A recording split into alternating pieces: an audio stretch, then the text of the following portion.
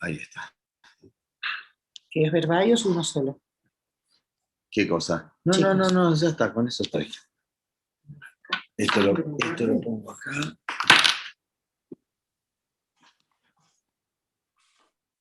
Perfecto.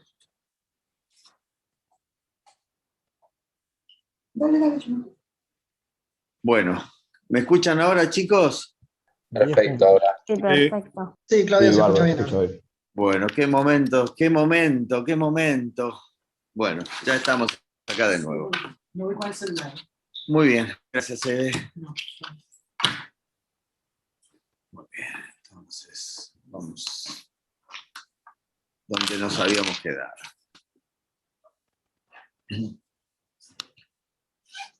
Entonces, nos habíamos quedado acá, ¿no es cierto? Programa adecuado de higiene oral. Vamos a, si en algún momento se corto, no me escuchan bien, por favor avísenme. ¿Estamos? Sí. Sí, sí. Buenísimo. Eve, después cuando te vas, cerrame la puerta. Muy bien. Entonces, segundo pilar donde se asienta esta salud periodontal es en el control de la placa subgingival. A través de la terapia periodontal, a partir de todas las cosas que ustedes hacen para mantener la boca en salud. Raspaje alisado, técnicas quirúrgicas. Y un tercer pilar, que es evitar la recidiva a través de las sesiones de mantenimiento. A ver, el control de placa supragingival, ¿de qué depende? ¿De quién depende? El paciente. El paciente con su higiene, con su cuidado. Del paciente, ¿no es cierto? Y el control de placa subgingival, ¿de quién depende? De nosotros, por medio de una Nosotros. limpieza. Del Un paciente. raspaje. De los dos. Ajá. Y ¿Y evitar la recidiva, de quién depende? De ambos también. De ambos. De los dos. De ambos. Del, O sea, fíjense qué cosa, en periodoncia, en odontología en general, la salud va a depender de que el paciente sea coterapeuta nuestro. Necesitamos un paciente comprometido y coterapeuta. Si ese paciente no está comprometido y nos deja su boca para que nosotros la curemos y después se va y no se compromete con el mantenimiento de su salud, todo tratamiento va a ir al fracaso. Piensen en una corona que ustedes han hecho hace, no sé, o no ustedes o cualquiera, que ustedes ven que tiene 10 años. ¿Cómo está esa encía? ¿Ha tenido continuidad? Bueno, si esto no fue así, si no tuvo continuidad, evidentemente esto se va a ver en la salud gingivo-periodontal de este paciente, sin lugar a dudas, o la filtración de caries que pueda tener esta corona. No hay tratamiento odontológico que no requiera service de mantenimiento y compromiso del paciente con su terapéutica. Muy bien.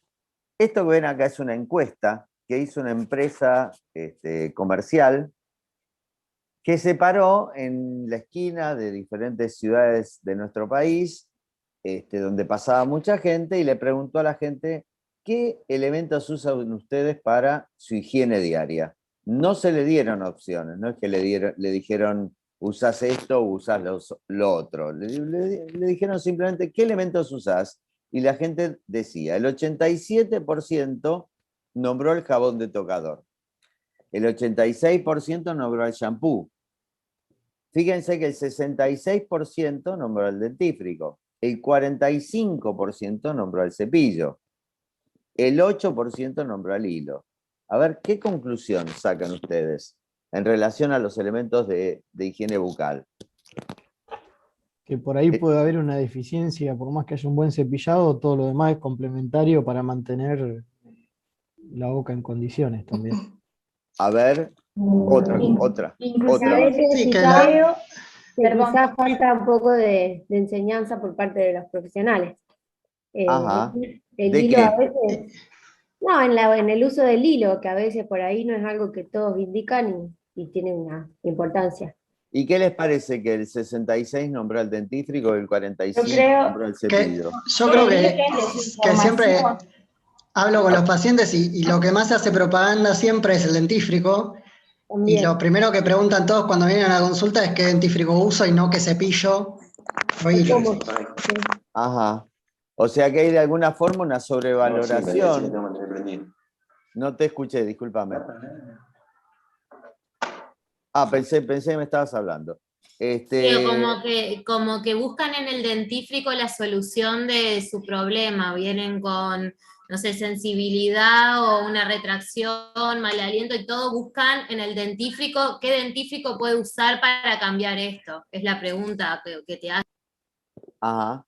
O sea que hay una sobrevaloración de la pasta sobre los elementos mecánicos de higiene.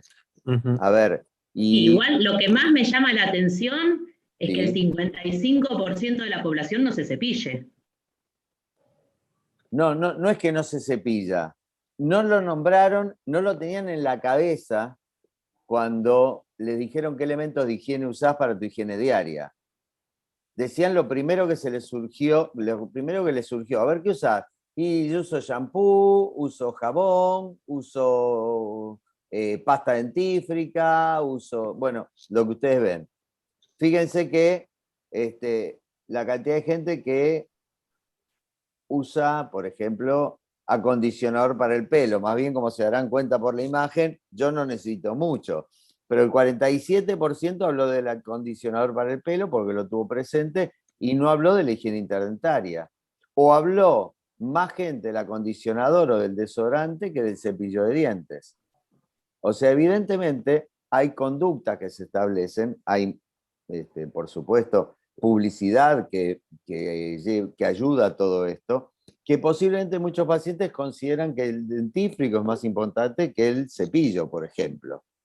Bueno, a partir de todo esto que les estoy contando, es que en la sociedad de periodoncia, por idea de muchos colegas que ustedes van a conocer y conocieron algunos, por ejemplo Hugo estaba en todo esto, desde la sociedad de periodoncia planificamos un trabajo que se llamó Diagnóstico de la necesidad de tratamiento periodontal en adultos de la República Argentina.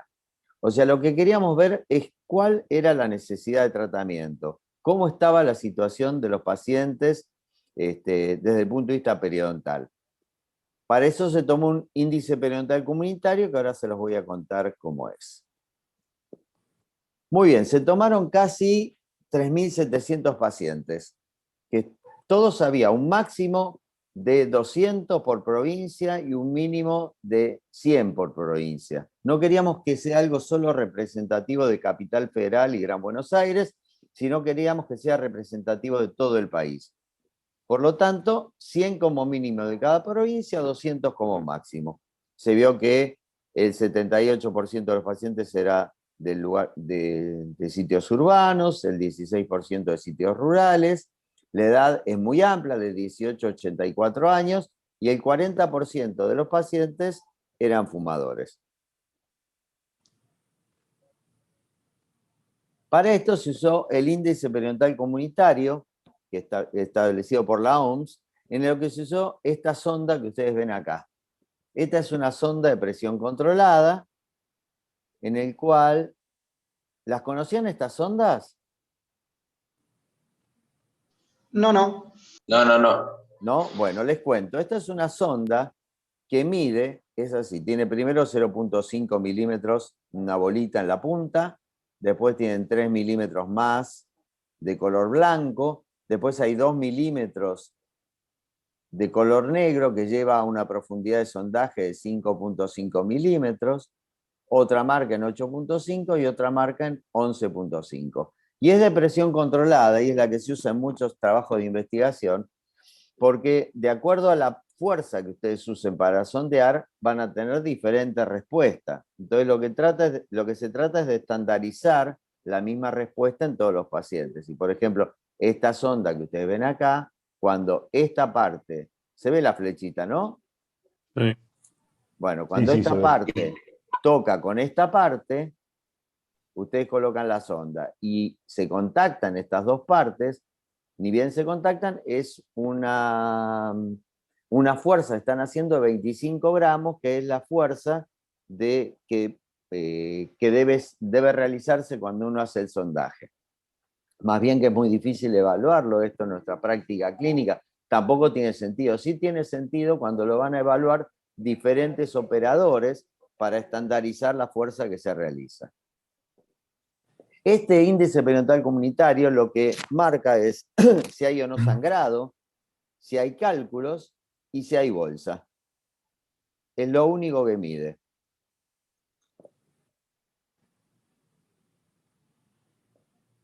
Entonces, tenemos índice periodental comunitario 0, cuando hay salud gingival. Índice periodental comunitario 1 es cuando hay bolsas menores a 3.5 con sangrado y sin cálculos. A ver un ejemplo de esto.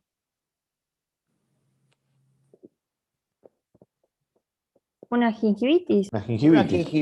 Una gingivitis en un paciente que no ha tenido enfermedad periodontal.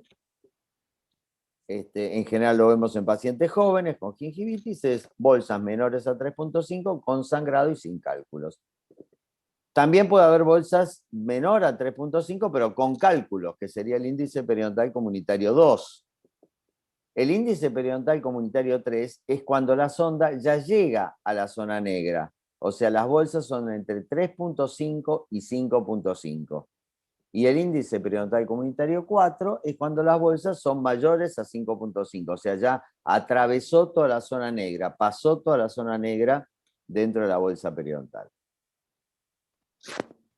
También se le preguntó a los pacientes la frecuencia del cepillado. Fíjense que no se cepilla, dijo el 4.1% de la gente, que lo hacía una vez por día, 25.5% de la gente, y que lo hacía 2 veces por día, el 71.2% de la gente. ¿Qué conclusión sacan de esto? A ver, ¿qué les parece? Que la gran mayoría de las personas se cepillan 2 veces al día. ¿Se cepillan? No sé, porque yo no estoy en la casa de ellos para poder corroborarlo. Para mí están mintiendo. Para vos están mintiendo. A ver, ¿por qué están mintiendo? Porque me ha pasado muchas veces que preguntándoles a los pacientes cuántas veces se cepillan por día, me han dicho 2 veces por día, 3 veces por día, y clínicamente se veía lo contrario. Es más, A ver, Sí, a ver, yo creo que a veces, se cepillan y lo que sucede es que no lo hacen bien. claro, yo creo que lo hacen como un acto automático, pero no le prestan atención al cepillado. Muchas veces la cuestión simbólica de pasarse el cepillo, pero no hay un control real de... ¿Pero por qué me dijeron 2 veces por día? ¿Por qué creen que dijeron 2 veces por día? Contestaron 2 veces por día. Para mí Porque también es lo tiene que ver con lo está que... bien y De a uno, no puedo ver toda la pantalla. A ver, Delfina, vos estabas hablando. ¿Cómo bajo? Mira, vos te veo, decime. No, me baja acá. Lo dicen porque lo hacen supuestamente después de comer, Ajá. o a la mañana o a la noche antes de dormir. Bueno, pero fíjense que esto es una respuesta a una pregunta. Es lo que ellos contestaron. O sea, ellos contestaron que lo hacían 2 veces por día. Yo no sé si lo hacen 2 veces por día, pero sí sé que ellos consideran que es importante. Fíjense, el 70% de la gente considera que es importante decir, aunque sea para quedar bien, lo hagan o no, que lo hacen 2 veces por día. Que no se cepilla solo dijo el 4%. O sea que hay poca gente que cree que estaría bien no cepillarse y contarlo. A ver, y el uso del hilo, fíjense que no usa hilo el 61.9%, que lo usa a veces 25%, y que lo usa una vez por día el 13%. A ver, conclusión. Sí, eso es lo que remite generalmente la gente que uno ve en el consultorio, la mayoría ni sabe de la existencia del hilo, por lo menos en mi experiencia. Ajá. Que nunca lo usó es, no sé, 8 de 10 seguro. Que nunca lo usó. Que A ver nunca qué lo por ahí opinan. que no, la mayoría de la gente no lo considera tan importante. Tal cual, tal cual. O sea, evidentemente consideran importante cepillarse 2 veces por día, no consideran importante, pues si me miente con el cepillo me pueden mentir también con el hilo. Pero sí consideran importante decir que se cepillan 2 veces por día, pero no así que es importante usar el hilo, porque consideran que quizá no es tan importante usar el hilo. El hilo o el elemento de higiene interdentario que surja, ¿no es cierto? Muy bien, fíjense la conclusión de este trabajo. El 3.2% de los pacientes entrevistados, de los 4.000 pacientes vistos, pues son pacientes que concurrieron solos a una consulta, no se fue a buscar a la gente a la casa, ¿eh? Tenía índice periodontal comunitario 0. O sea que el 3.2% de los pacientes estaba en salud. El resto de los pacientes no estaba en salud. Tenía el 17% índice periodontal comunitario 1, bolsas poco profundas con cálculos, o sea, el 2, casi el 40% de los pacientes. Bolsas de mediana profundidad, índice periodontal comunitario 3, 25% de los pacientes, y 14% de los pacientes tenían bolsas muy profundas, o sea, índice periodontal comunitario 4. Antes de ir a esto, a ver, ¿qué importancia? A ver, ¿qué conclusión sacan de esto? Cuenten.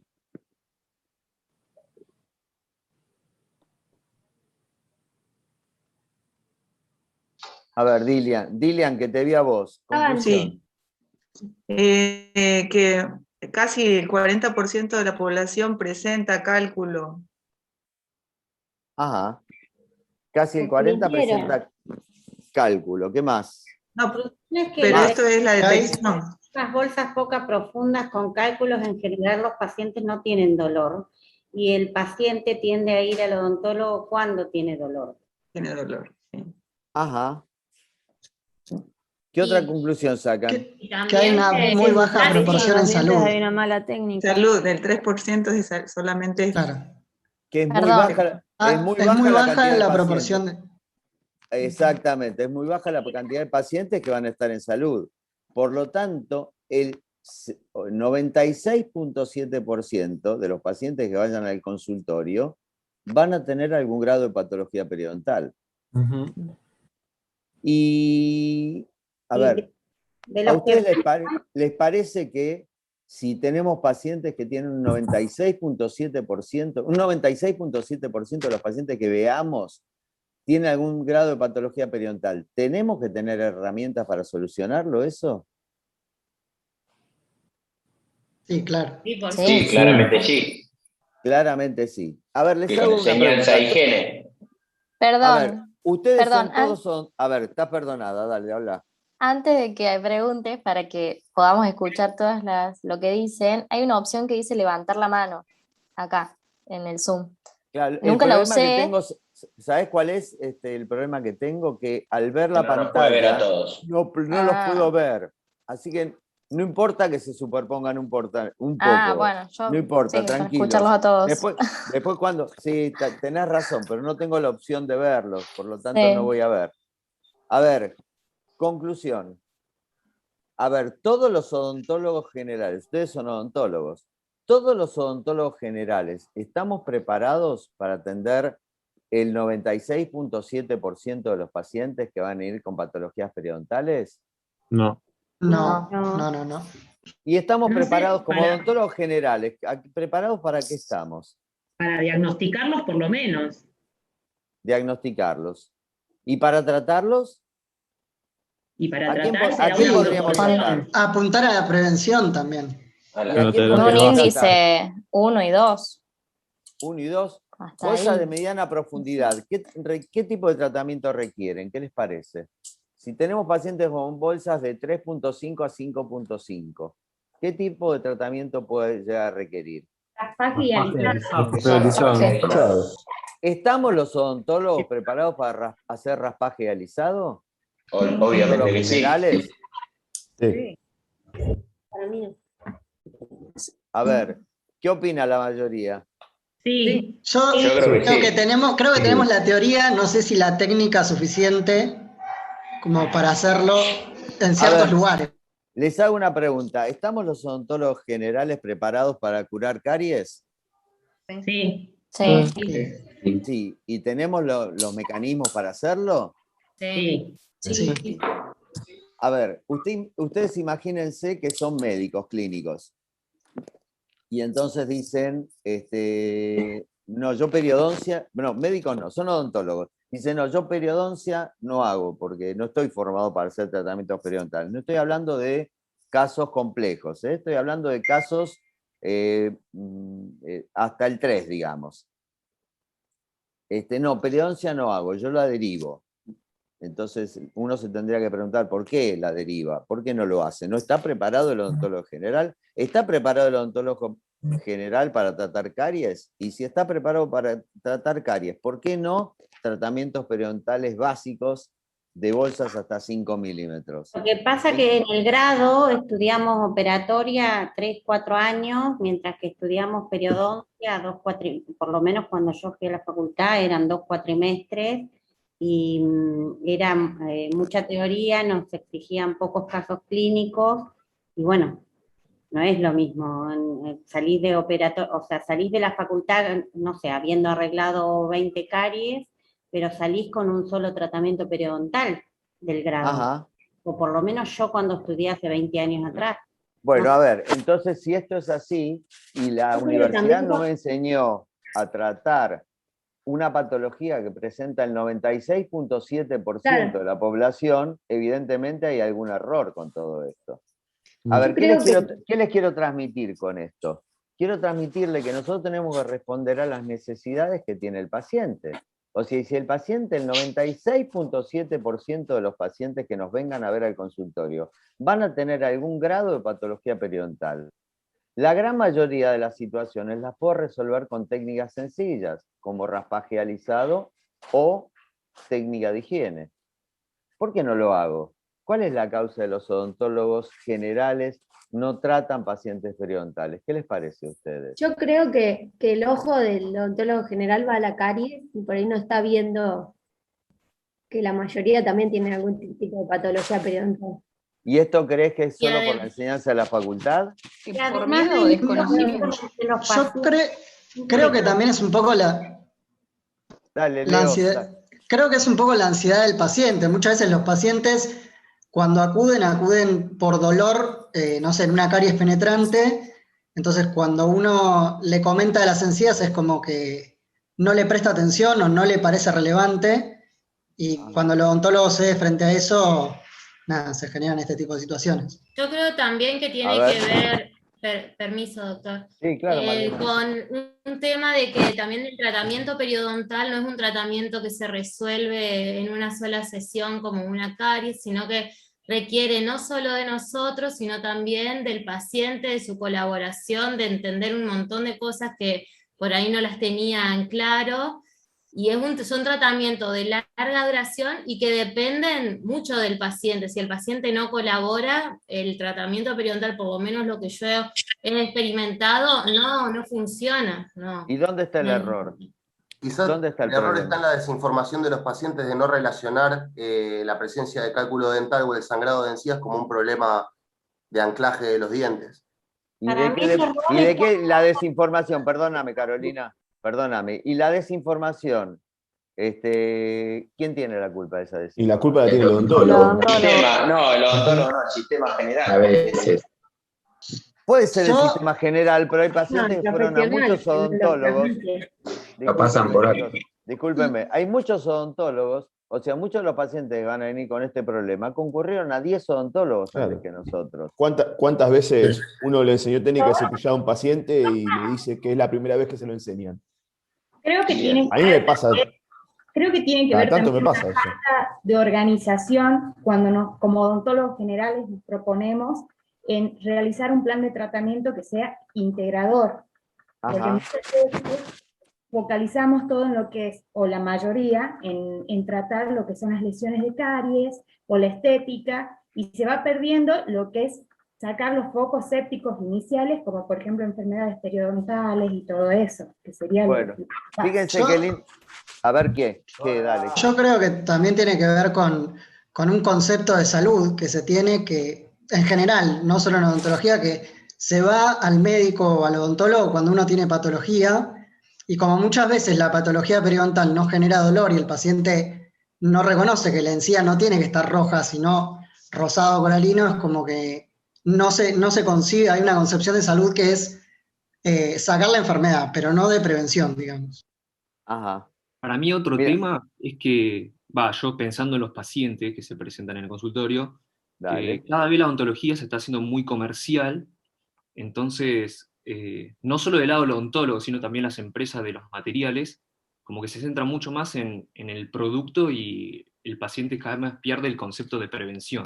Me encanta, Cristian, lo que estás diciendo. Y a ver, y desde el punto de vista comercial, y porque nosotros, de alguna forma, cada uno de nuestros consultorios es una pequeña empresa, y nosotros Claro. vivimos de eso. Entonces, a ver, ¿cuál es el problema? ¿Por qué no, el odontólogo no ofrece este tipo de tratamiento Para mí periodontal? es como multicausal. Por un lado está la falta de diagnóstico temprana, por otro lado el tema de que las obras sociales lo pagan muy poco, al odontólogo le cuesta cobrarlo, el paciente... Bien, a ver, ¿me dejás un segundito? ¿Me dejás un segundito meterme en lo que estás diciendo? Porque me pareció interesantísimo lo que decís. Las obras sociales lo pagan poco, estamos de acuerdo. ¿Y las obras sociales pagan bien la operatoria dental? No. No pagan bien nada. No. Entonces, Nada ¿por qué pagan. hago operatoria y no hago periodoncia?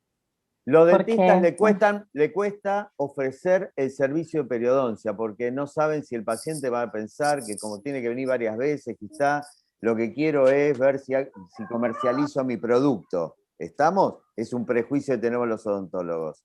¿Pero ustedes creen que es realmente un prejuicio? ¿O es que yo no me lo creo? A ver, ¿qué venden mejor ustedes en el consultorio? ¿Las cosas que saben que hacen bien o las cosas que tienen dudas? Nadie vende algo en lo que no cree. Nadie. Por lo tanto, si yo no creo en el tratamiento periodontal o la paso de taquito, me va a resultar muy difícil venderlo.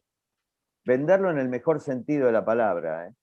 Venderlo es ofrecerlo y que el paciente lo acepte. A ver, bien, si yo me creo profundamente el tema del tratamiento periodontal y me creo lo de la salud periodontal de mis pacientes y creo que un paciente que tiene enfermedad periodontal tiene un foco de infección en su organismo, no en su boca, y creo que la enfermedad periodontal condiciona la salud general de mi paciente, seguramente lo voy a estar ofreciendo con más entusiasmo. Y ese entusiasmo se va a ver traducido en la respuesta de los pacientes. A ver, ¿qué les quiero decir con esto? Que yo creo profundamente que el odontólogo general no se la cree, porque no se le transmitió bien, porque no hay convencimiento de que la salud periodontal es importante, porque no lo piden nuestros pacientes, pero no tienen por qué pedirlo si no saben que tienen una patología. Entonces, porque siento que no lo pagan bien, pero tampoco pagan bien otra cosa. Y esto no lo hago. Y lo padece el 96.7% de la población adulta. O sea, ¿qué es lo que le quiero transmitir? Que hasta que nosotros no estemos convencidos de que la salud periodontal es fundamental en la salud general de mis pacientes, no voy a poder ofrecer nada. Si no están de acuerdo, me frenan, ¿eh?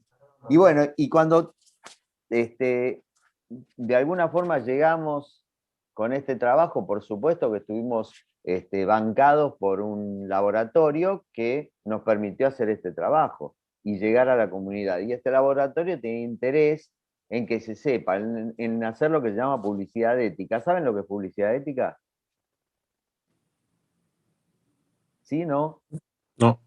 No. A ver, si yo tengo el 80% de la venta de las pastas en la República Argentina, yo no necesito decir solamente comprar esta pasta. Con que se consuman más pastas, automáticamente va a aumentar enormemente la venta mía de pastas en todo el país. ¿Es claro? O sea, Sí. si yo convenzo a la gente que se cepille más veces los dientes, va a gastar más pastas y más cepillos. Por lo tanto, si al ser yo el mayoritario de la venta, me favorezco indirectamente, por más que no diga usa esta marca. Hay otros mecanismos que se utilizan para decir usa esta marca. La publicidad ética es cuando no se nombra el producto que se está vendiendo, sino que se trata de convencer a la gente que lo use más porque le hace bien. Muy bien, entonces aparecimos en todos los diarios. Nos hicieron reportajes, hicieron una rueda de prensa en la que participamos, nos sentimos actores de televisión por un ratito. Y pudimos llegar a diferentes medios de todo el país, por los diarios. También aparecimos dimos charlas en la Asociación Odontológica gratuitas, aparecimos en revistas, nos hicieron reportajes radiales, aparecimos en la tele. ¿Les cuento algo de la tele? Que es interesante.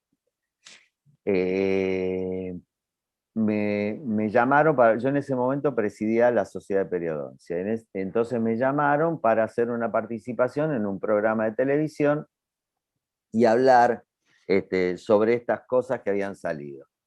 Entonces llego y le dije, mirá que tengo que estar temprano en mi consultorio. Vamos a salir, dejar de compartir, así les veo la cara. Muy bien. Muy bien. Entonces, me dijeron que sí, que no había problema, que iba a estar temprano para poder ir a atender a mi consultorio. Muy bien, llego al lugar y me encuentro con que me dicen, mire doctor, recién habló un médico, no queremos dos temas médicos juntos, puede esperar un cachito que viene el señor que hace gimnasia y hace una técnica para endurecer las nalgas y después va usted con la parte de periodoncia. A mí me tocó después del que endurecía las nalgas, digamos. Muy bien. Me empiezo a hablar sobre el tema, qué sé yo, me hacen preguntas y es increíble la llegada que tiene la tele. Llegaban preguntas de todo el país, preguntando cosas insólitas en relación a la odontología. Es impresionante la llegada que tiene la televisión. Por supuesto me retrasé. Yo tengo un televisor en la sala de espera del consultorio para qué sé yo, que la gente mire cuando está esperando y se le haga más liviano. ¿Ustedes llegaron tarde alguna vez al consultorio? ¿Cómo los miran los pacientes cuando se atrasaron? Con cara de culo. Mal. Exactamente, Muy mal, porque nos dicen, claro, total mi tiempo no vale, y usted llega a la hora que quiere y a mí me hace llegar temprano. Bueno, ese día se me hizo tarde, pero yo venía de la entrevista en la tele y me vieron los pacientes en la tele. Cuando llegué, ay doctor, qué lindo que salió, qué bien que estaba, me mentían. Bueno, lo cierto es que pudimos, vamos a compartir pantalla de nuevo.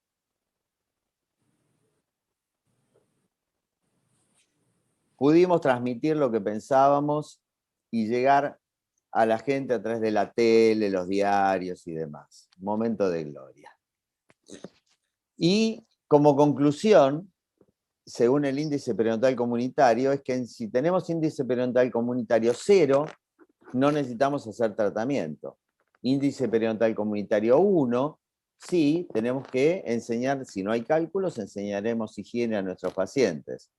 Índice periodontal comunitario 2, necesitará higiene y necesitará eliminar esos cálculos.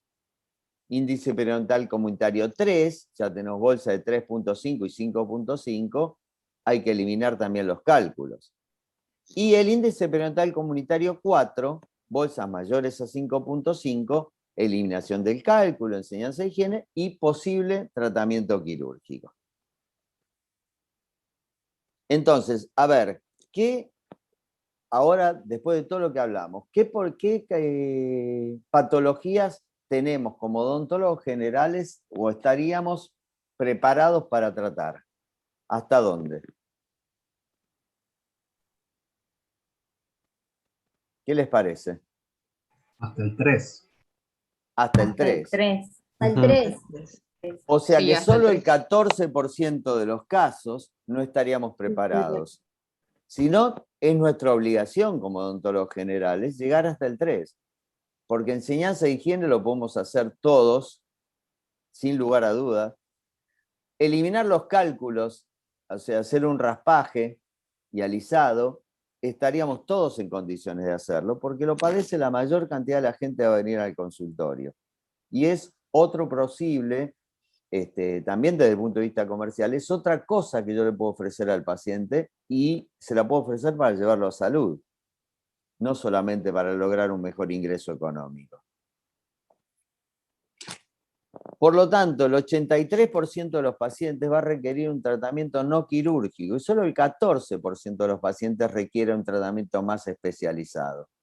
O sea, los odontólogos generales tenemos que estar preparados para acceder a todo este tipo de pacientes que no requieran tratamiento especializado. Y los tratamientos periodontales, solo un 14%, por lo menos es lo que nosotros sacamos en conclusión, solo un 14% van a requerir tratamientos más especializados.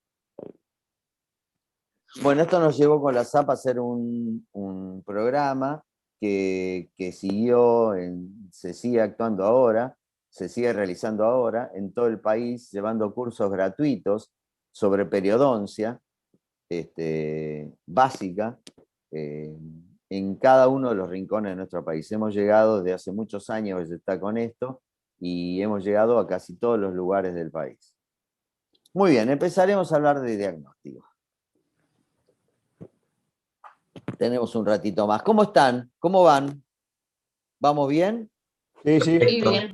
De 10. De 10. ¿No se apolillaron todavía? No. No. Me salva el mate. Falta un día todavía. Bueno, falta un día, chicos, por eso. Y entre hoy y mañana van a estar conmigo, así que no me bajen la autoestima, manténganse despiertos. Bueno, el diagnóstico clínico lo podemos dividir en 3 puntos. Un diagnóstico visual, siempre lo primero que hacemos es mirar y aprender a mirar.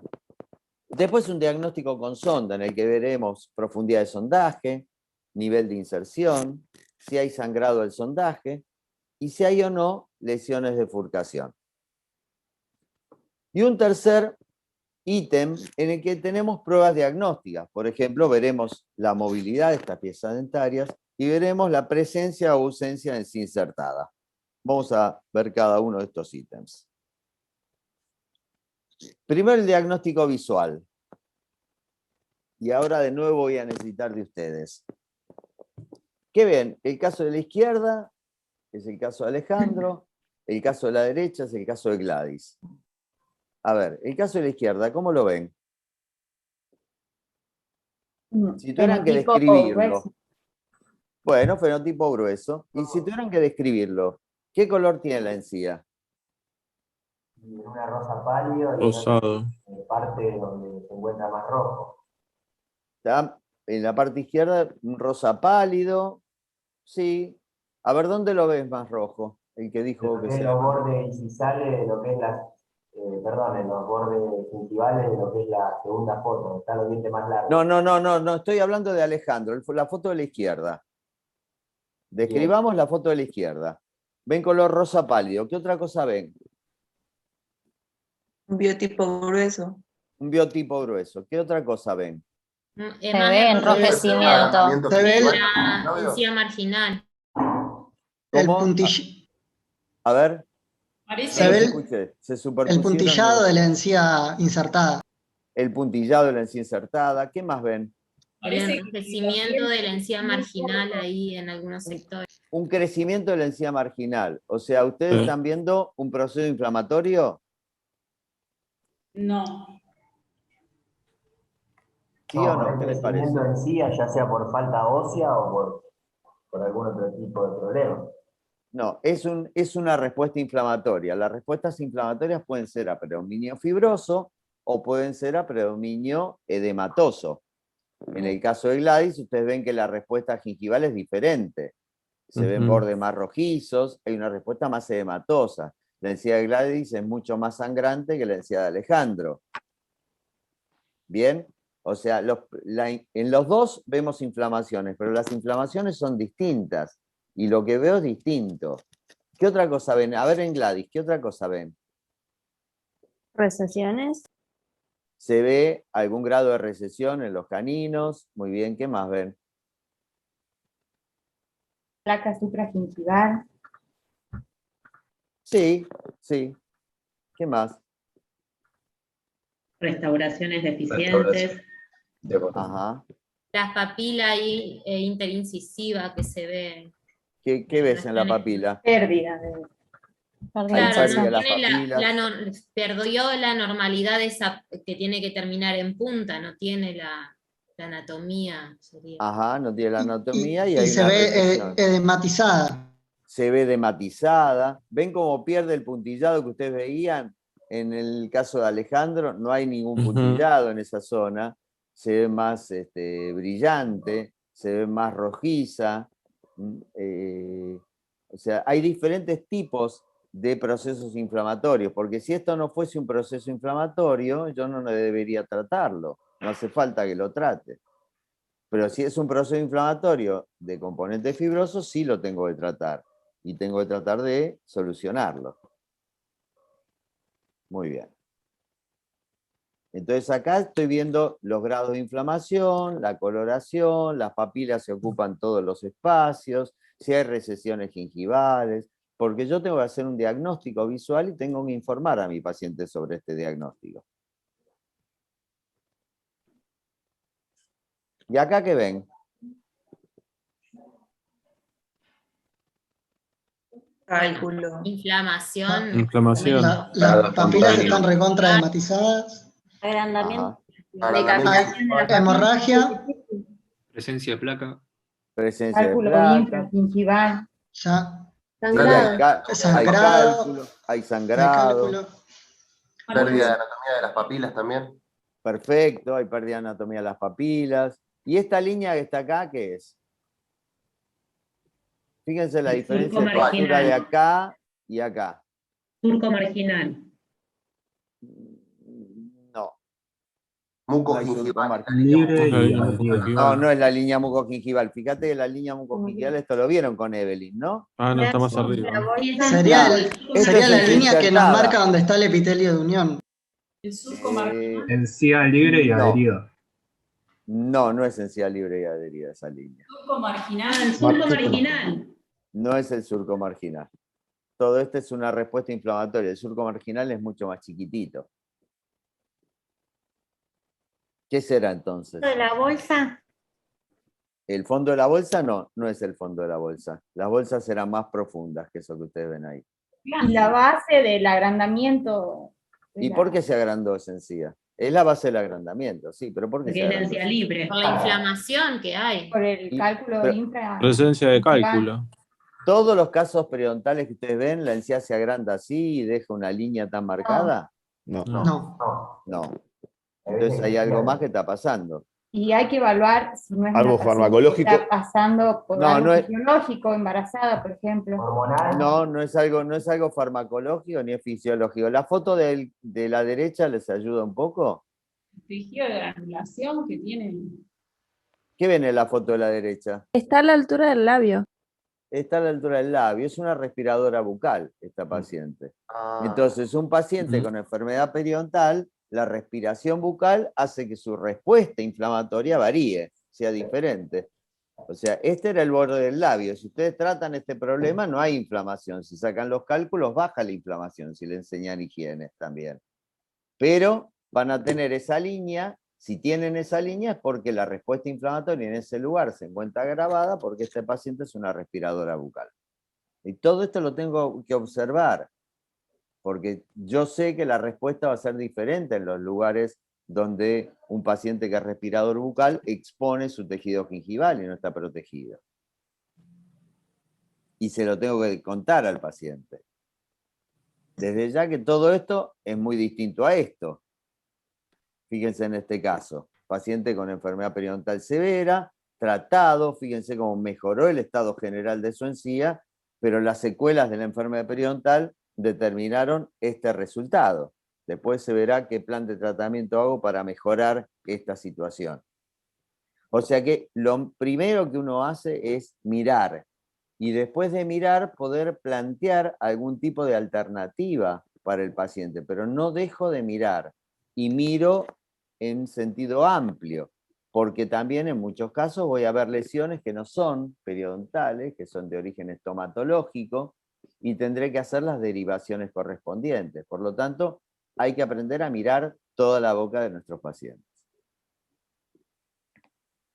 Muy bien, dentro de los parámetros clínicos hablamos de todos estos.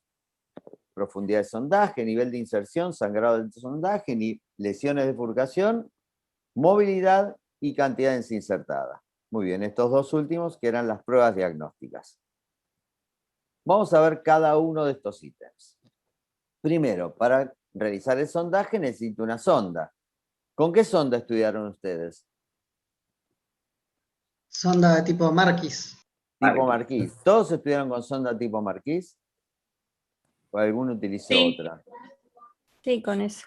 Sí, con esta. La sonda tipo Marquis que viene numerada de 3 milímetros. Blanco, negro. Se llama sonda tipo Marquis 36912, porque son las marcas que tiene para que nosotros podamos medir cada 3 milímetros. Hay otras sondas, por ejemplo, esta sonda que es milimetrada cada 1 milímetro y en 5 milímetros hay una marca negra. Está esta sonda que es como la que ustedes vieron antes, que es la sonda de presión controlada, numerada distinta. O sea, cada sonda tiene su utilidad y hay algunos que aprenden en algunos lugares del mundo, se enseña con algún tipo de sonda y en otros con otro tipo de sonda. No importa demasiado. Para trabajos de investigación se usan estas sondas más milimetradas, pues requieren más precisión, pero para la clínica la sonda tipo Marquis es la que también van a usar acá con nosotros. Bueno, primer ítem, la profundidad del sondaje. La profundidad del sondaje, miren que no hablo de profundidad de bolsa, ¿eh? Ese es un término que ya ha quedado en desuso. Se habla de profundidad de sondaje, ¿por qué? Porque si estoy hablando de salud, no hay bolsa, por lo tanto hablo de profundidad del sondaje. Entonces, ¿qué es la profundidad del sondaje? Es la distancia que está entre el margen gingival y hasta donde llegamos con la sonda. ¿A dónde se detiene la sonda? ¿Y dónde se detiene la sonda? ¿Qué les parece? En el epitelio unión. En las primeras capas del epitelio de unión. Ajá, en el epitelio unión estamos de acuerdo. A ver, supongamos que dividimos en 3/3 el epitelio de unión, es una estructura, no es una célula. Son un montón de células. Se lo ejemplifica gráficamente a nivel didáctico como una estructura triangular que está pegada a la superficie del diente. Pero esta estructura tiene un comienzo, tiene una mitad y tiene un final. Bien. Evelyn les dijo dónde se ubica el epitelio unión, dónde se pega el epitelio unión al diente. En el surco. Claro, pero ¿a qué parte del diente? En el límite amelocementario. En el LAC. En el límite amelocementario, pero a ver, ¿qué parte va en el límite amelocementario? ¿La parte media, la parte apical, la parte coronaria, el epitelio unión? Y no hubo pérdida de inserción, la parte más apical del epitelio de unión tiene que llegar hasta el límite amelocementario. Exactamente, perfecto. O sea que el epitelio unión se ubica su límite apical en el límite amelocementario, por lo tanto la estructura del epitelio unión, ¿dónde va? En el esmalte. Sobre esmalte. Entonces en tejidos normales se asienta sobre el esmalte del diente. Perfecto, muy bien.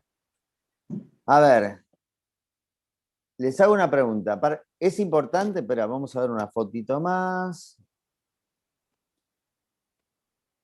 Ahí vemos la profundidad del sondaje. Esta es la radiografía, esta es la imagen clínica, y vemos la profundidad del sondaje con la sonda milimetrada.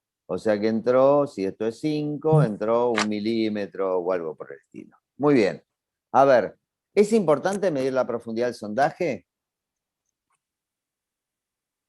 Sí, es importante. Sí. ¿Por qué? ¿Por qué? Y A ver, porque alguno que se ahí anime. hacemos el diagnóstico de los pacientes. Claro. Sin ¿Por qué? determinarlo no podés saber si tiene enfermedad o no. Pérdida de inserción. No, la pérdida de inserción es otra medida que vamos a tomar después y de la que vamos a hablar.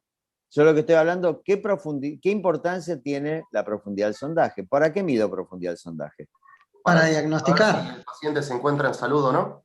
¿Y cómo sabes? A ver, decime en qué caso Y se en base encuentra a en los salud. promedios, en base a los promedios establecidos. A ver, ¿qué promedios, por ejemplo? Y de 1 a 3 milímetros, Está en de salud. acuerdo a si es una cara libre o si es una cara proximal, estamos hablando de que es una profundidad normal o no, o aumentada. Ajá, muy bien. O sea que la profundidad me indica.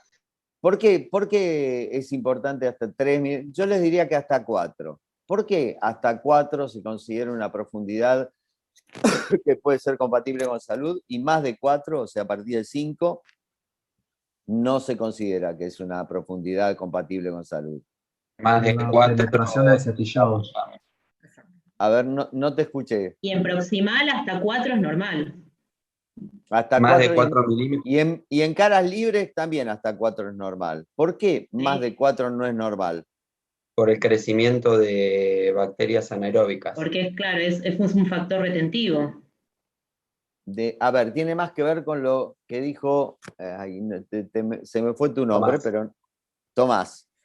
Tiene más que ver con esto. Cuando tenemos profundidades de sondaje de 5 milímetros o más, se generan las condiciones en el fondo del surco de anaerobiosis para que las bacterias anaerobias se puedan instalar tranquilamente. Yo les cuento una cosita, si bien no voy a hablar de microbiología, pero les quiero contar alguna cosita. Las bacterias anaerobias son ocupas. Ocupas. O sea, viven debajo del puente, en otros sectores, pero cuando se desocupa una casa en la mitad de cuadra, que tiene calefacción, tiene la heladera llena y tiene un techo donde protegerme, y se mudan. Las bacterias anaerobias están en otros rincones de la boca, están en las bases de las papilas filiformes de la lengua, están en las criptas amigdalinas, pero cuando hay bolsas de 5 milímetros o más, en esos sitios se generan las condiciones de anaerobiosis para que las bacterias se muden a esos lugares. Y entonces encuentran alimento, porque tienen los nutrientes que provienen del fluido gingival, encuentran protección, porque están en una zona de profundidades de sondaje donde uno no llega con los elementos de higiene a poder eliminarlos. Se encuentran absolutamente cómodas en ese lugar, por eso son ocupas. O sea, se necesitan bolsas de 5 milímetros o más para que estas bacterias se puedan instalar tranquilamente y generar las condiciones de anaerobiosis. Si yo me cepillo perfectamente bien en bolsas de 5 milímetros, las condiciones de anaerobiosis siguen estando, porque yo no llego, eliminando la placa supra, a que no haya potencial para que la placa sub no invada esa zona. Por lo tanto, un punto es la profundidad compatible con salud. Por lo tanto, hasta 4 milímetros es compatible con salud, más de 4 milímetros se generan las condiciones de anaerobiosis. ¿Está claro este punto? Sí. ¿Sí? Sí. Muy bien, perfecto. Otra cosa por lo que es importante, y más de 5 milímetros, ¿qué pasa? Ya es patología, ¿no es cierto? Por lo tanto, si tengo 5 milímetros, ¿es lo mismo 5 que 8? No, no es lo mismo, pero ¿Por qué? Qué cosa esto de preguntar por qué, ¿no? Esto es Porque una hay posible cosa de pérdida loco. ósea. ¿Por qué? ¿Qué me decís? No te escuché, discúlpame. Perdón, porque hay posible pérdida ósea. ¿Y en 5 milímetros no? ¿Puede haber posible pérdida ósea en 5 milímetros? Sí, puede haber. Entonces, desde ese sentido sería lo mismo. Entonces, ¿qué diferencia hay entre tener 5 y tener 8? Al paciente también se le dificulta la higienización de esa bolsa profunda. ¿Y en 5 se le dificulta? Sí, pero un poco menos. El cepillo puede... Y el En cepillo no ambos llega a casos no 5, ¿eh? llega el cepillo. En ambos casos no llega, por lo tanto sería lo mismo. Es igual. Entonces, Claro. le vuelvo a preguntar, ¿es lo mismo 5 que 8? Sí. Exacto.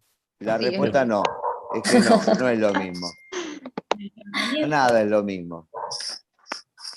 Entonces, si no es lo mismo, ¿por qué no es lo mismo? El tratamiento que vamos Por el tipo de bacterias. A ver, ¿qué decías, Noelia, del tratamiento? No, el tipo de tratamiento. Que con ¿Por qué? y con raspaje alisado no vamos a llegar quizás a esos 8 milímetros. Bueno, fíjense, hay un trabajo muy interesante que se hizo en la Perdón, Universidad de Texas, sí. Capaz que porque la casa es más grande, hay más cantidad de bacterias, puede ser, que en 5 que en 8. El nicho ecológico es mayor y se proliferan más rápido las bacterias. No, no necesariamente. En 5 milímetros tienen suficiente lugar como para poder desarrollarse. No tiene que ver con eso. Está bien. Tiene que ver con mi accesibilidad al tratamiento. O sea, se hizo un trabajo muy interesante en la Universidad de Texas hace muchos años, donde alumnos de la especialidad de periodoncia, o sea, raspadores que sabían muy bien lo que hacían, trataron bolsas de hasta 3 milímetros, bolsas de hasta 5 milímetros y bolsas de más de 5 milímetros. Y vieron que en el bolsa de hasta 3 milímetros se eliminaban un 80% de los cálculos. Fíjense que no el 100%, el 80% de los cálculos. En bolsas de más de 5 de hasta 5 milímetros se eliminaba un 50% de los cálculos. Pero en bolsas de más de 5 milímetros se eliminaba un 30% de los cálculos.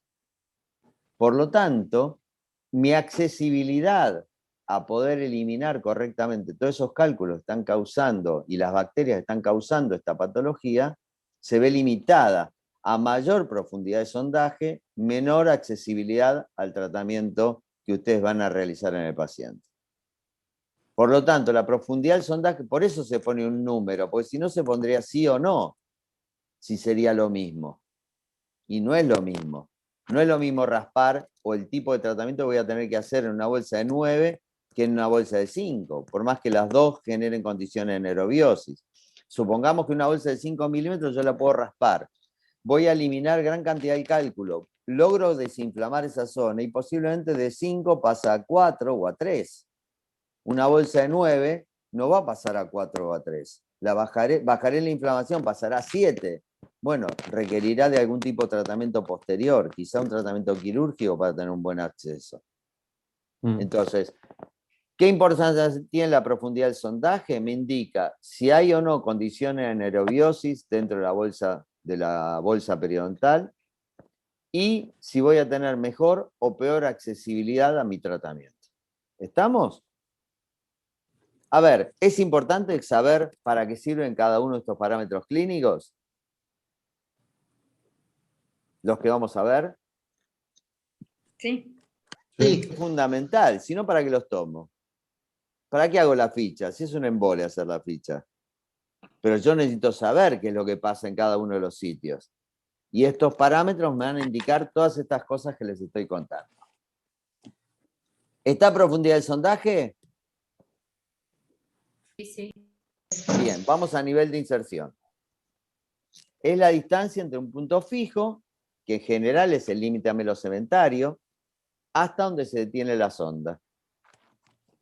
Aclaramos que es el límite amelocementario porque es un sitio en el que yo tengo, normalmente puedo verlo, pero también puede pasar que haya una restauración, y en el caso de ser una restauración, yo establezco cuál es el punto fijo, puede ser el límite apical de mi restauración, por ejemplo, hasta donde se detiene la sonda.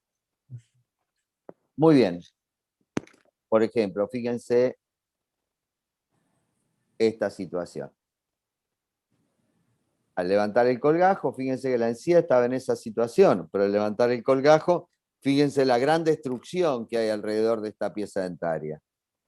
O sea, cuánta inserción ha perdido esta pieza dentaria.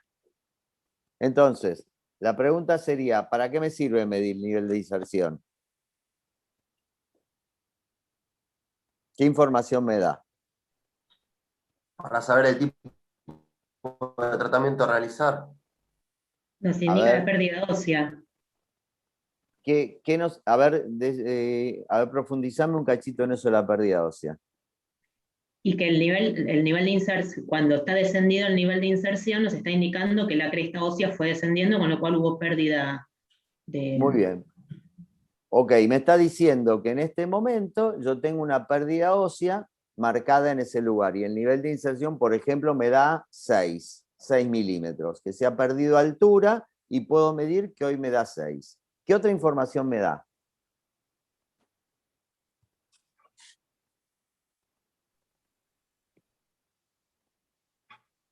¿Qué les parece?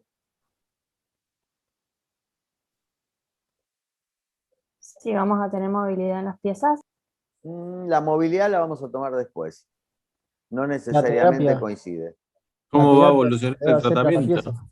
¿Cómo va evolucionando el tratamiento? Eso me gustó. O sea, si yo hoy mido y me da 5, y mido dentro de 5 años y me da 5, ¿qué significa? Que no tuvimos ningún avance. Que no avanzó. Que no ha perdido más inserción ese paciente en ese sitio. Por lo tanto, es la única medida que me permite establecer cuánto se ha perdido de hueso y que me permite establecer cómo varía este nivel a lo largo del tiempo. Si ha perdido más huesos, si la enfermedad siguió avanzando, si se estabilizó. Esta es la información, o sea, la profundidad de sondaje no me habla de la pérdida ósea. Para hablar sobre pérdida ósea, tengo que hablar de nivel de inserción. La profundidad del sondaje me puede dar, porque puede ser 5 milímetros, pero por un agrandamiento gingival, no por pérdida ósea. Para hablar de pérdida ósea, tengo que hablar de nivel de inserción. ¿Estamos? Sí. Perfecto. Muy bien. Fíjense acá, por ejemplo. En este paciente, el límite amelocementario, en este caso, coincidía con el margen gingival. Por lo tanto, la profundidad de sondaje es 3 milímetros y el nivel de inserción es 3 milímetros. Pero en este caso, fíjense, cada una de estas cosas son 3 milímetros. Acá la profundidad de sondaje me da 1 milímetro y el nivel de inserción me da 6 milímetros. O sea, este es un caso, perdón.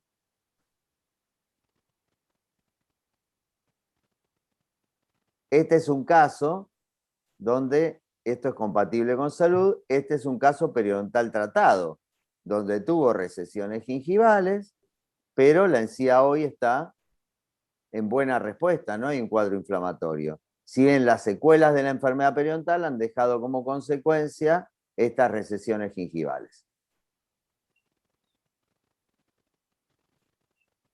Ok, después vamos a hacer, cuando veamos en el taller, que lo vamos a hacer mañana, vamos a practicar un poquito esto. Muy bien. La hemorragia del sondaje, que es otro de los puntos que evaluamos. Se considera presente cuando al colocar la sonda en el surco aparece el sangrado dentro de los 5 segundos. ¿Por qué es importante la hemorragia del sondaje? ¿Por qué la evalúo? Saber si la La enfermedad está actividad, activa. la lesión. A ver, de nuevo, que no escuché. Discúlpenme, chicos. Determina la actividad de la lesión. A ver, ¿a qué llamas actividad? Puede haber una pérdida a nivel de inserción o bolsa mayor a 3, pero no determina, esos dos parámetros no sé si es una enfermedad, ¿no? Sería, puede haber perdido y se estabilizó, pero no hay sangrado de sondaje, eso sé que después del tratamiento del paciente sé que frenó la enfermedad, sería la periodontitis, por ejemplo. ¿Pero por qué? ¿Por qué decís que frenó? Porque no hay inflamación. Ah, bueno, ahí estamos. Entonces la hemorragia lo único que me marca es la inflamación, no me marca destrucción ósea. La hemorragia me marca solamente inflamación gingival. Si yo coloco la sonda y sangra el surco, quiere decir que hay un proceso inflamatorio. Ese proceso inflamatorio es indispensable para que después ocurra pérdida ósea. Yo no sé si en el momento de evaluar el sangrado hay pérdida ósea, pero lo que sí les puedo asegurar es que para que haya pérdida ósea tiene que haber un proceso inflamatorio. Por lo tanto, la hemorragia me marca inflamación. La inflamación es necesaria para la pérdida ósea, pero no puedo asegurar cuando mido inflamación, si hay inflamación, no puedo asegurar que haya pérdida ósea. ¿Está claro este punto? Sí, sí. Sí, sí. Muy bien. Y mañana háganme acordar que les hago un dibujito. Acá no tengo, mañana voy a tener el teléfono puesto de tal forma de poder hacer un dibujo y poder hablar un poquito más de hemorragia. Y charlar por qué sangra la encía. ¿Por qué sangra la encía? ¿Qué es lo que sangra? El epitelio de unión no tiene que ver con la integridad del epitelio de unión. A ver qué opinan. En realidad sucede el proceso de inflamación en el tejido conectivo, desaparecen las papilas interepiteliales que se prolongan hacia el conectivo y es posible que se rompa la membrana basal, ¿puede ser? Sí, claro que puede ser. Pero ¿por qué sangra? ¿Qué es lo que sangra?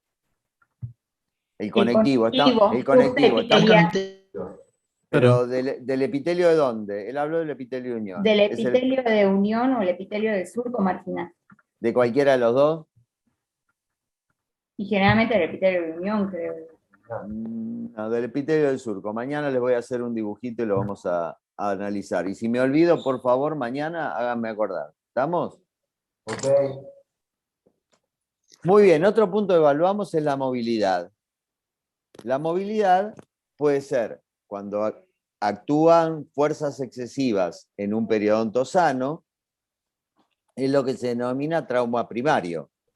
Fuerzas excesivas en un periodonto que no tiene patología, en un periodonto sano. A ver, denme un ejemplo de esto. ¿El bruxismo? Puede ser el bruxismo. ¿Algún contacto prematuro? Contacto prematuro. Un contacto prematuro. Muy bien, todo esto se actúa en un periodonto sano, se habla de trauma primario. Fíjense este dibujito, que es un ¿cómo? Y voy a ir un cachito más. Dale, perfecto. Disculpen. Este dibujito es un dibujo del doctor Jorge Romani, el papá de Hugo, que fue el creador de la Cátedra de Odontología Integral Adultos en la Universidad de Buenos Aires. Él en algún momento me prestó este dibujito y yo de alguna forma lo homenajeo a él mostrando sus dibujos. O sea, diente sano que está recibiendo fuerzas excesivas. Por ejemplo, como ustedes dijeron, un contacto prematuro. Esto genera movilidad. Y a esto denominamos trauma primario.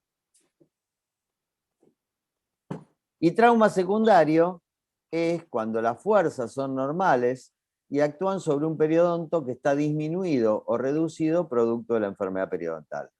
Entonces acá vemos piezas que han perdido soporte y se ven pérdidas óseas. Dale, genial, yo cierro. Se ve pérdida de soporte, pérdida de tejido en este lugar, lo que hace que el brazo de palanca de estas piezas dentarias está aumentado. Por lo tanto, miren lo que ha generado, un diastema. A ver, piensen qué es lo que pudo haber pasado para que suceda esto en este paciente. Haber perdido el sector posterior. Haber perdido sector posterior sumado a la enfermedad periodontal hace que las fuerzas que recaigan sobre estas piezas dentarias sean mayores o fuerzas normales que actúan sobre este periodonto que ha perdido inserción. Por lo tanto, fíjense que ha perdido más del 50% de altura ósea. Por lo tanto, fuerzas normales empiezan a generar cambios en la posición dentaria y movilidad dentaria.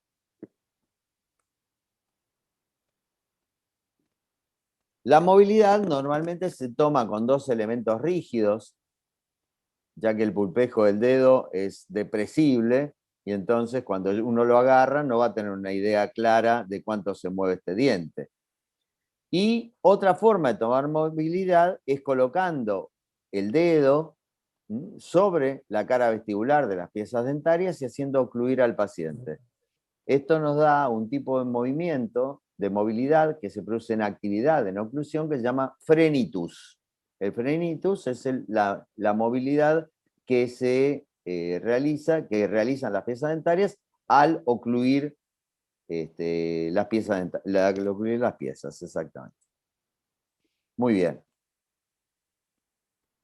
Miller clasificó la movilidad en 0, cuando no hay movilidad, hasta 1 milímetro, que clasificó, y es movilidad grado 1, grado 2 es cuando es más de 1 milímetro en forma horizontal, y grado 3 es cuando hay movilidad intrusiva.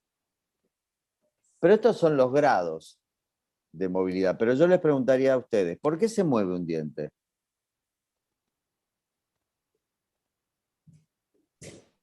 Por la pérdida de anclaje. Bueno, puede ser por la pérdida de soporte, enfermedad periodontal, un diente se mueve. ¿Por qué otras cosas se mueve un diente? Ensanchamiento del ligamento periodontal, ¿Y por qué se ensancha el ligamento periodontal? se reabsorbe el hueso por la fuerza. Se ¿Por un empieza traumatismo? A ver, vamos de a Prolonga poco. inflamación. A ver, ¿la inflamación provoca movilidad?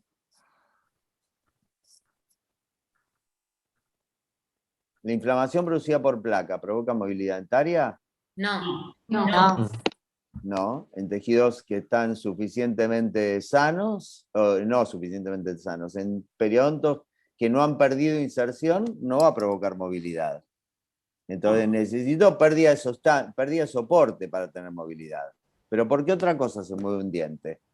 Cuando hay un proceso infeccioso, cuando a veces se A nota ver. Dale, Malena.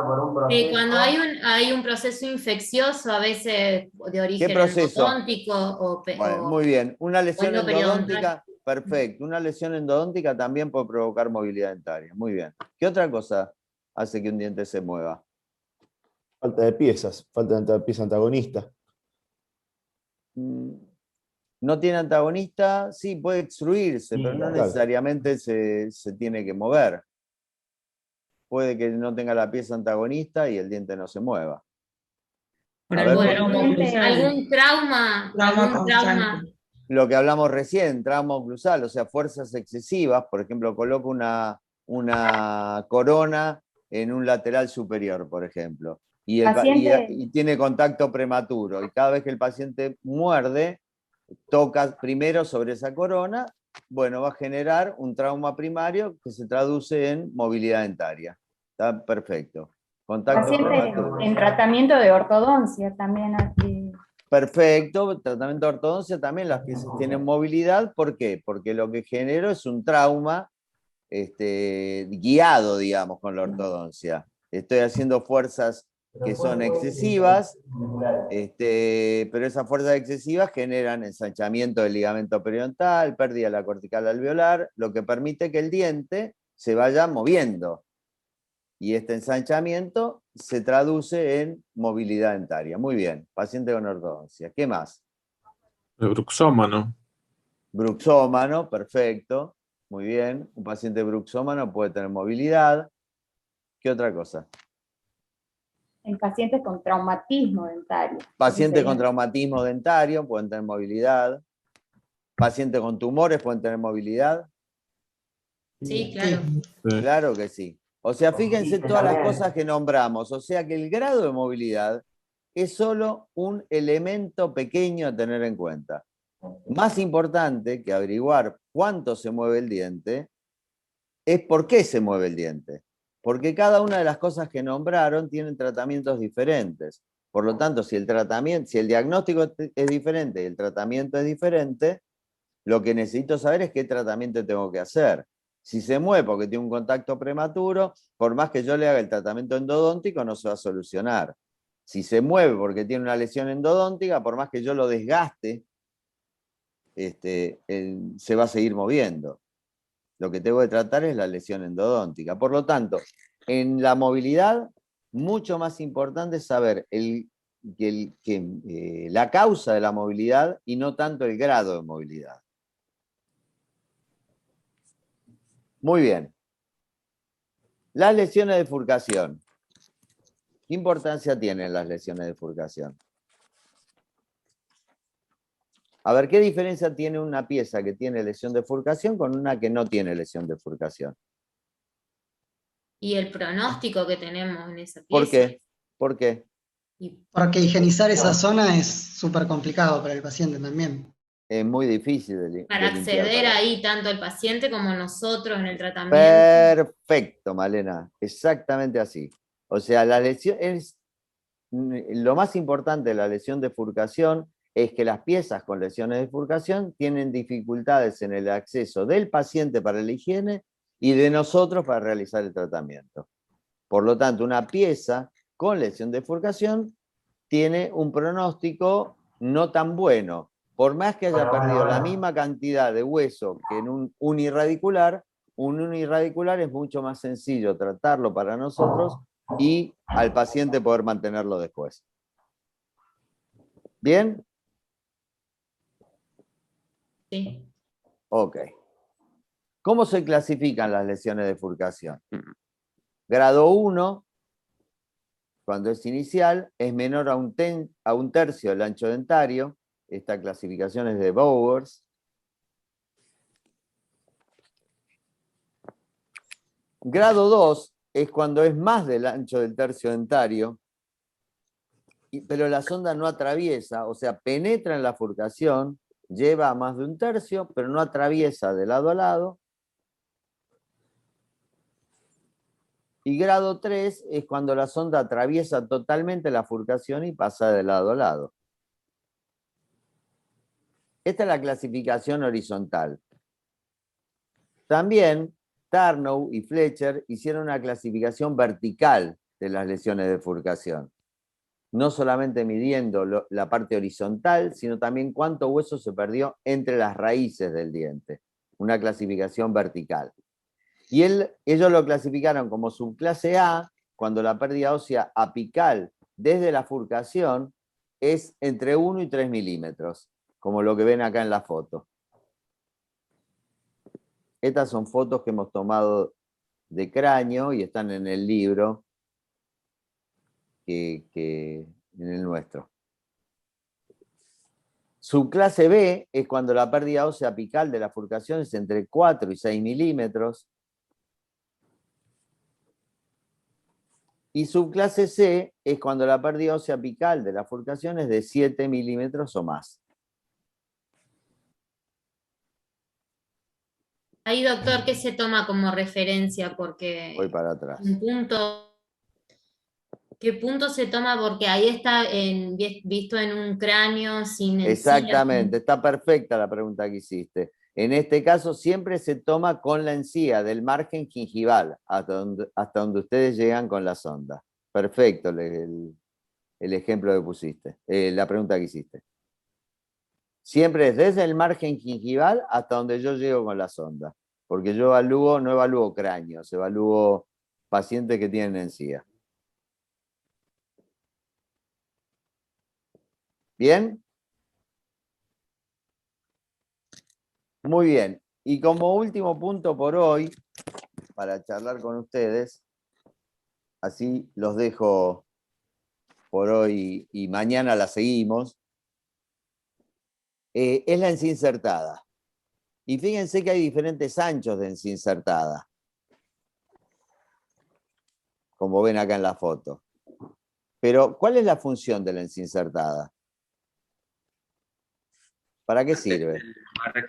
Mantener el margen gingival firme y evitar la penetración bacteriana.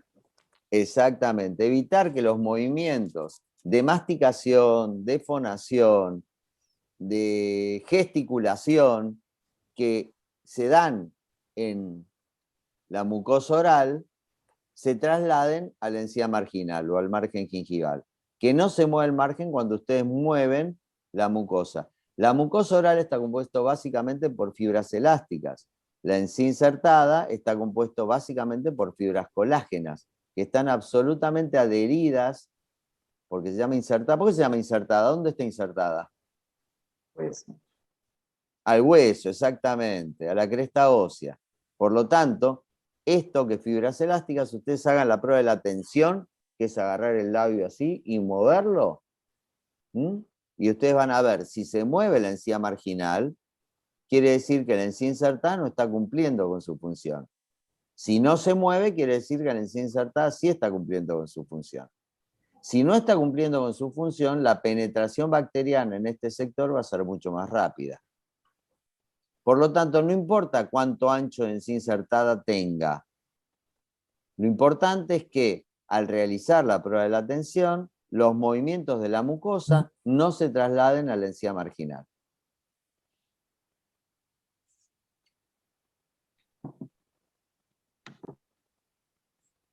Y a ver, ¿qué pasó acá? ¿Qué les parece? Este es un caso de una chica que fue alumna nuestra hace unos cuantos años. Fíjense, acá tengo encía insertada, acá tengo encía insertada, acá también. Y acá, al realizar la prueba de la tensión, estas bridas hacen que se mueva la encía marginal. ¿Por qué en este diente y no en este. Y no en este. Está más hacia vestibular. Exactamente, está más hacia vestibular. Al estar más hacia vestibular, posiblemente tabla ósea en este diente no hay. Por lo tanto, pequeñas inflamaciones generaron recesiones gingivales rápidas al no haber tejido óseo. Y estas recesiones gingivales, implicaron, momento, esto lo vamos a ver mañana, implicaron que esta encía insertada, que antes estaba insertada en este lugar, ahora no está insertada en ningún lado. Por lo tanto, esto provoca recesiones gingivales y provoca que, al no haber inserción de fibras en este lugar, los movimientos de la mucosa oral se trasladan directamente a la encía marginal. Esa recesión también Sí. es bastante similar a cuando usan piercing labial, ¿no? Es como para hacer un diagnóstico diferencial, ¿o no? Claro, cuando usan piercing, ustedes van a encontrar recesiones gingivales localizadas en el sitio del piercing. O sea, el piercing ejerce un traumatismo permanente en la encía. Y el traumatismo genera un estado inflamatorio en la zona. Y esa inflamación trae aparejada la pérdida de la tabla ósea. Lo vemos también, es muy común de verlo por vestibular y es común de verlo en pacientes que usan piercing linguales. Lo vemos en lingual de dientes anteroinferiores, de una paciente que usó un piercing lingual mucho tiempo, una bola de esas bolitas en la lengua. Bueno, cada vez que ella movía la lengua, la bolita golpeaba contra los incisivos inferiores en la zona de la encía de ese lugar. Generó una recesión gingival enorme. Tiene los dientes, por suerte, hace ya 10 años, pero tuvimos que hacer la endodoncia de una de las piezas porque generó una necrosis del paquete vasculonervioso de esa pieza. Y ella la mantiene y la cuida, y cuando nos había venido a ver, venía con abscesos a repetición en la zona, tuvimos que hacer la endodoncia y por suerte evolucionó bien. Pero insistan en esto, porque los chicos que se ponen piercing a nivel del labio, a nivel de la lengua, esto no lo saben. Y es importante que lo sepan para asegurarnos que no van a tener problemas. ¿Estamos? Sí. No, Bueno. igual ese tipo de retracciones así se dan, no voy a decir el lugar, cuando llevan por vestibular los 4 incisivos hacia adelante para adelantar y en vez de hacer ortodoncia, hacen aliniodoncia. Entonces baja toda la cresta. Ajá, estoy de acuerdo con vos en eso. Pero a ver, ¿por qué pasa esto? Porque el diagnóstico que se hizo al realizar la ortodoncia no era correcto. Siempre que ustedes, o sea, a partir del advenimiento de hace ya algunos cuantos años, de la ortodoncia en adultos, uno cuando hace el movimiento dentario, y mañana me gustaría hablar un poquito de eso, de trauma, cuando hace el movimiento dentario con la ortodoncia, no lo hace con el hueso, lo hace a expensas del hueso. O sea, para poder mover un diente hacia vestibular, no es que ustedes van a correr el hueso hacia vestibular. En general, esto supónganse en caso de apiñamiento dentario. Un paciente que tiene apiñamiento dentario, para lograr aumentar el tamaño del arco, se vestibulizan las piezas. Y esa vestibulización, si la tabla ósea es muy delgada, se hace a expensas de esa tabla ósea, posiblemente dejando sin tabla ósea vestibular.